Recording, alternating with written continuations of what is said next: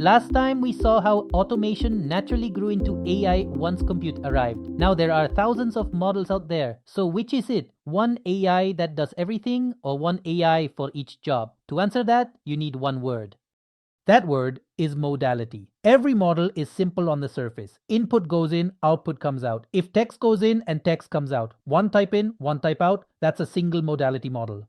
Now suppose text goes in and out can come text and an image, or the input itself mixes an image and text and the output can be text, audio, or video. That's multimodal, many types on the input side, the output side, or both. Okay, but these models we download and try, are they all general purpose models, most of them? No, it depends. And here's the split.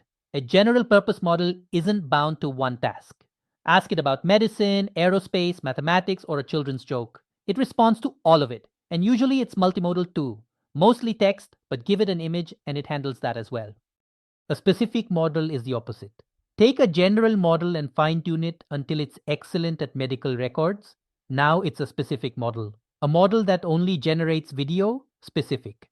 Only audio, specific. It can still be multimodal, but it's specialized to one job. And the difference you feel is cost. General purpose models are very costly, enormous data, enormous compute, a huge number of parameters. A specific model needs far less of everything because its job is narrow.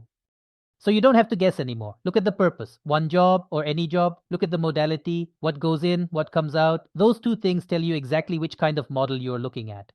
Next, we open the box. What's actually inside an AI model? And what are those famous weights? Really, that's part 4.